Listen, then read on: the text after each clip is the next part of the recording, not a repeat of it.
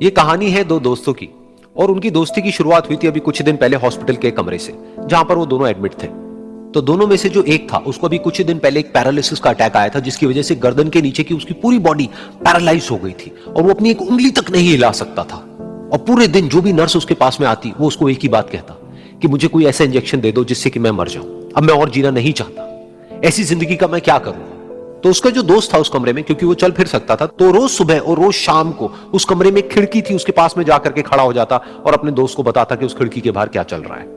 बिल्कुल नीला आसमान है, सफेद बादल है, हल्की हल्की हवा चल रही है और कुछ पंछी उड़ रहे हैं। एक बहुत ही सुंदर बीच है जहां पर कुछ बच्चे मिट्टी के घरौंदे बना रहे हैं। कुछ लोग हैं जो वहां पर बैठे हुए बस समुद्र की लहरों को देख रहे हैं। कुछ लोग जॉगिंग कर रहे हैं, कोई एक्सरसाइज कर रहा है, कोई पतंग उड़ा रहा है। वहां पर एक आइसक्रीम की स्टॉल है जहां पर कुछ लोग आकर के आइसक्रीम खा रहे हैं। और सनसेट के टाइम पे जो पानी है वो पूरा गोल्डन हो जाता है और चमकने लगता है।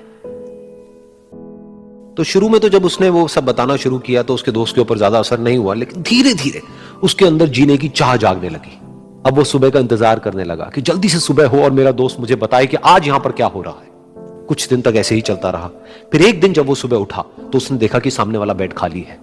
फिर उसने नर्स को बुलाया और उससे पूछा कि क्या वो डिस्चार्ज हो गया है। तो नर्स ने कहा कि आपको तो उन्होंने बताया होगा, उनके पास कुछ ही दिन बाकी थे और कल रात को ही उनकी डेथ हो गई है। यह सुन करके उसके अंदर की उम्मीद पूरी तरह से टूट गई, क्योंकि सिर्फ उसका दोस्त ही था जिसने उसको बाहर की दुनिया से जोड़ा हुआ था, जिसकी वजह से वो जान पाता था कि बाहर क्या हो रहा है और इस दुनिया कितनी खूबसूरत है। तो कुछ दिन तक तो वो रोता रहा और उसने जीने की चाह छोड़ दी। लेकिन दूसरी ही तरफ से उसके अंदर कहीं ना कहीं एक नई चाह पैदा हुई कि काश मरने से पहले एक बार मैं खुद अपनी आंखों से देखूं इस खिड़की के बाहर कि ये दुनिया कैसी है। जैसे जैसे उसकी ये चाह बढ़ने लगी, उसको अपने अंदर एक अजीब सी एनर्जी महसूस होने लगी। और फिर एक दिन उसने अपनी पूरी ताकत लगा दी और किसी तरीके से वो बेड से नीचे गिरा और पकड़ पकड़ करके किसी तरह से उस खिड़की तक पहुंचा। फिर उस खिड़की को पकड़ करके वो खड़ा हुआ और खिड़की के बाहर देख लिया। लेकिन खिड़की के बाहर देखते ही वो गुस्से से भर गया। उसने जोर से नर्स को आवाज लगाई और जैसे ही नर्स आई उसने नर्स से पूछा, ये तुमने क्या किया, ये खिड़की के बाहर काली दीवार क्यों खड़ी कर दी। तो नर्स को समझ नहीं आया वो क्या बोल रहा है। वो बोली कि मुझे 5 साल हो गए हैं यहां पर, जब से मैं आई हूं तब से तो ये काली दीवार यहां पर है।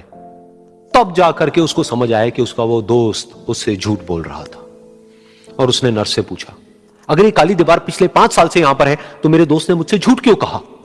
तो नर्स थोड़ा सा मुस्कुराई और बोली कि मैं ये तो नहीं जानती कि उन्होंने आपसे झूठ क्यों कहा, लेकिन मैं इतना जरूर जानती हूं कि जो भी कुछ उन्होंने आपसे कहा उसी वजह से आप अभी अपने पैरों पर खड़े हैं।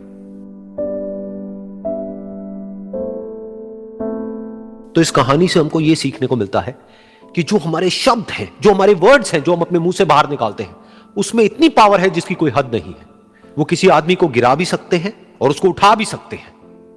तो अब आपके ऊपर है कि आप अपनी इस पावर को यूज करते हो या मिस यूज करते हो।